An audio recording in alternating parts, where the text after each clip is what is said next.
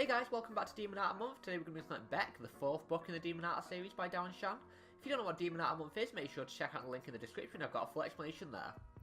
So this book is set hundreds, maybe thousands of years before any of the other books. I'm not sure exactly when it takes place, but there's no guns or anything like that. It's a very ancient civilization. I always imagine it to be sort of like Viking times, but I'm not 100% sure on that. But it's that sort of time period you're looking at. It's a new, different setting, so does it work out for the better or worse? Make sure to stay tuned to the end to find out. So with that said, let's get started. So Beck is a girl. She's about 12, 13 years old, I think, and she's a priestess in her village. And in her village, no one really knows magic. There was a woman who raised her, who doesn't know magic. She's not a mother, though. And she taught her how to use magic, but magic is a very rare thing. Not many people in the village know how to use it. And this village gets attacked by demons every single night. And they're not the demons that we know now in the future. They're very old demons. They can't come out during daylight for whatever reason. And they attack the village every single night, trying to kill everyone inside it. Now, since magic is very rare, they are able to kill the demons with just swords and spears. Now, you can't do that in the modern times. You do need to use magic to kill them. So these are a very ancient race of Demonata, which aren't seen in the later books.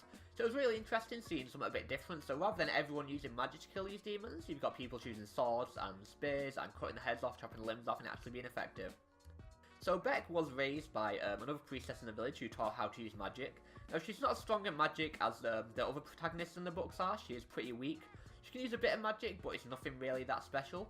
So when they are fighting, her magic doesn't really come in much use. She's more worshipped kind of like as royalty in her village rather than being any like use in the fights or that sort of thing. So one day, after the village has been attacked several times, and morale's getting low, people are starting to lose hope in whether they're going to win the war against the Demonata. A little boy comes running up to the village, and he's sprinting towards the village at a super fast speed like no one's ever seen. It's inhuman. And people think, is he some sort of weird new demon? But no, he's not. He's just super fast. Some sort of magic's making him run this fast. And he's running towards the village, and he's come for help. Now, he doesn't speak much English, but the village decides he does need help. They need to like try and save his village from demons that have attacked it. So they decide to get a small group together to go to his village and try and rescue any survivors. So after this small group gets together, one of them is Beck, and they set off on the adventure to try and rescue this boy's village from demons. That's kind of the main plot, so I don't really say much more than that, but it's a pretty simple plot. But it is really interesting. The new setting and lore is great, because you get a lot of backstory on the demons and that sort of thing. So it was definitely a really good choice of changing the setting to do something totally different, and it really did pay off. So I think this change of setting was an absolutely fantastic decision. At first I was a bit wary. When I read it years ago, I was like, why have they done a totally new story set?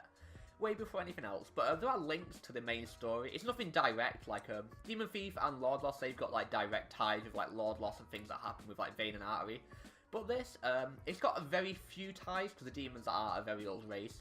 And most of it is a totally standalone story. So if you're expecting like Grubs or Colonel to turn up, that doesn't happen. It's set way in the past. There's no main links to the main story. But there is a lot of lore given that does tie into the story, like as it's taking place later and in the later books. Now, it's nothing direct and obvious like that hits you over the head, but it's very like small things they think, oh yeah, that was briefly discussed in the first 3 books, now we're getting a bit more information on that. Oh yeah, I remember them talking about that a bit, didn't know what it meant, and now it makes sense to me. So it's that sort of thing. There's no like direct story ties, but there is definitely lore that is given to you, which definitely expands the universe as a whole, which I think was a really good choice. Because there isn't really anything tying it down to the other 3 books to make you think, oh, like, this is all, like, interconnected and this sort of thing. No, it's a totally standalone story, but it does give you, like, bits of information that you've been thinking about for the other books that you weren't sure on. Now, even though the story is a bit basic, like the overall plot about going to rescue this village, it is still probably one of my favourite stories out of all the books so far.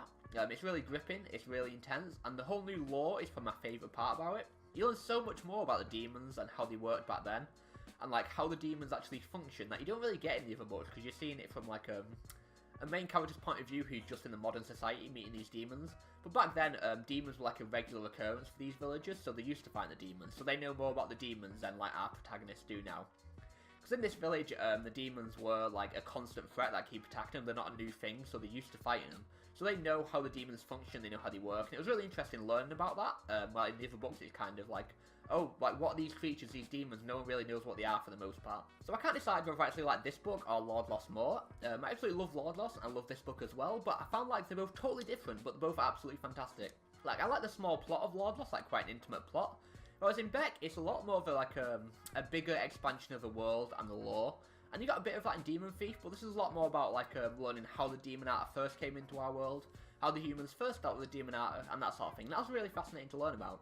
Now you might be put off a bit by the whole new setting, and you're like, why is it this whole new, totally different story going on? But trust me, the whole lore you learn about is absolutely fascinating. And if you enjoy the other Demonata books, you are sure to love this one too. Just make sure you stick with it. If you get put off a bit by the start because you don't like the whole new, like, what's going on, trust me, it does get better as it goes on, and the whole lore expansion is absolutely phenomenal. The whole new setting works fantastically, and the whole new cast are really interesting, and the lore expansions are absolutely phenomenal to learn about. Be sure to go check this one out without a doubt. 5 stars for Beck, easily, hands down. So next time we're going to look at Blood Beast. This is a direct sequel to Slaughter, following Grubbs Grady again, and it follows more about the curse of the Gradys with the werewolves. So make sure you hit that subscribe button if you're new here. If you enjoyed the video, hit like, and leave me a comment. Did you read Beck?